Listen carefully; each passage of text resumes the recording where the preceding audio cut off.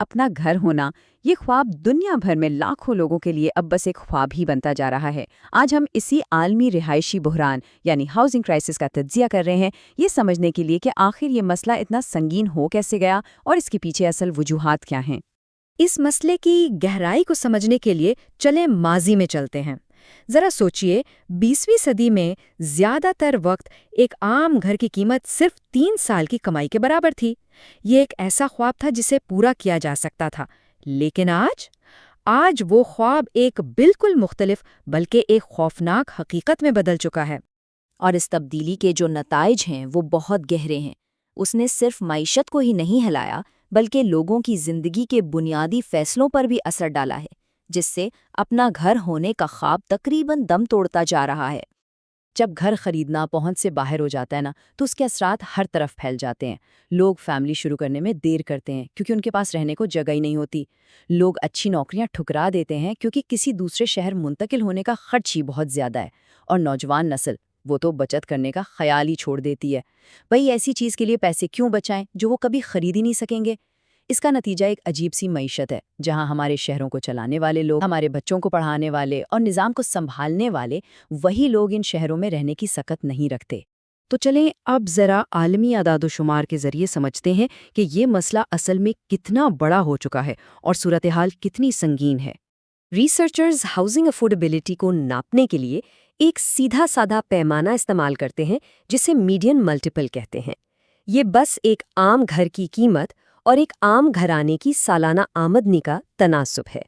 ایک اچھی صحت مند مارکیٹ میں یہ نمبر 3 کے آس پاس ہوتا ہے، مطلب ایک گھر کی قیمت 3 سال کی کمائی کے برابر ہو۔ کئی دہائیوں تک یہی ایک قابل حصول معیار سمجھا جاتا تھا۔ لیکن اس سال ایک رپورٹ نے ایک ایسی حقیقت سامنے لا دی جو ہلا کر رکھ دینے والی ہے۔ ڈیموگرافیا انٹرنیشنل ہاؤسنگ افورڈیبلٹی رپورٹ کی 21 سالہ تاریخ میں پہلی بار 95 بڑے شہروں کے سروے میں ایک بھی شہر قابل استطاعت نہیں پایا گیا، ایک بھی نہیں۔ اور کچھ شہروں میں تو حالات اتنے خراب ہو چکے ہیں کہ ایک نئی کیٹیگری بنانی پڑ گئی، ناممکن حد تک ناقابل استطاعت۔ اس لسٹ میں سب سے اوپر ہے ہانگ کانگ، جہاں ایک عام گھر کی قیمت اوسط آمدنی سے 14 گنا زیادہ ہے۔ اور یہ مسئلہ صرف ہانگ کانگ کا نہیں ہے، سڈنی میں بھی حالات کچھ ایسے ہیں جہاں گھر کی قیمت اوسط کمائی سے تقریباً 14 گنا زیادہ ہے۔ اس سے پتہ چلتا ہے کہ یہ بحران عالمی سطح پر پھیل چکا ہے۔ اور شمالی امریکہ میں بھی وینکوور جیسے شہروں میں یہی کہانی دہرائی جا رہی ہے، جہاں گھر کی قیمت اوسط آمدنی سے 9 گنا سے بھی زیادہ ہے۔ یہ بحران واقعی عالمی ہے۔ تو سب سے بڑا سوال یہ ہے کہ اگر 30 سال پہلے یہ مسئلہ نہیں تھا تو آخر ایسا کیا بدلا؟ آئیے اس بحران کی جڑوں کو کھوجتے ہیں۔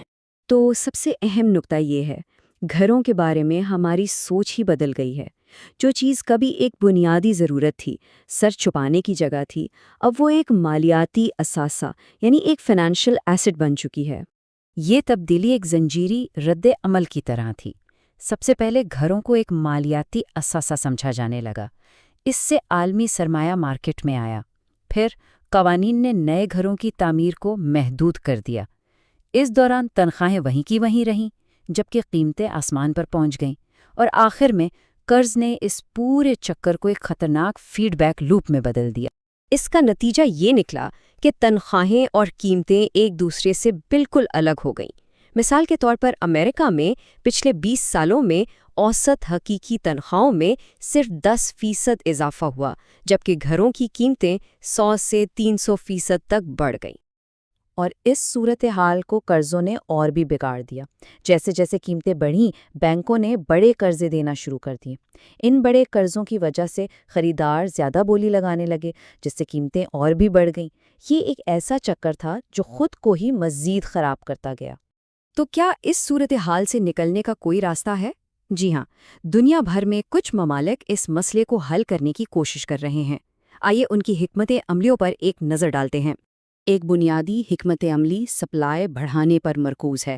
خیال یہ ہے کہ اگر زیادہ گھر ہوں گے تو قیمتیں خود بخود کم ہو جائیں گی۔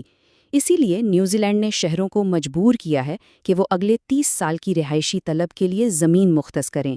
امریکہ میں بھی مینیپولس اور کیلیفورنیا جیسی جگہوں پر سنگل فیملی زوننگ کے سخت قوانین میں نرمی کی جا رہی ہے تاکہ ایک ہی پلاٹ پر زیادہ گھر بنائے جا سکیں۔ سنگاپور نے ایک بالکل مختلف راستہ اپنایا ہے۔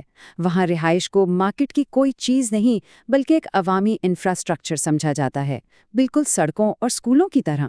وہاں ایک سرکاری ادارہ بڑے پیمانے پر گھر بناتا ہے اور انہیں براہ راست شہریوں کو سبسڈی پر فروخت کرتا ہے، اور اس ماڈل کا نتیجہ حیران کن ہے۔ تقریباً 90% گھرانے اپنے گھروں کے مالک ہیں۔ ایک اور حکمت عملی سٹہ بازی کو روکنا ہے۔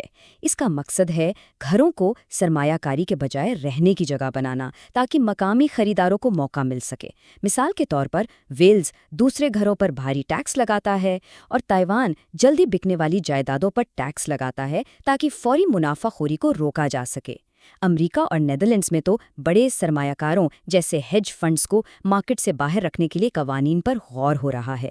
یہ تمام حل چاہے وہ کتنے ہی مختلف کیوں نہ ہوں، ایک بنیادی سوال کی طرف اشارہ کرتے ہیں جو اس پورے بحران کے مرکز میں ہے۔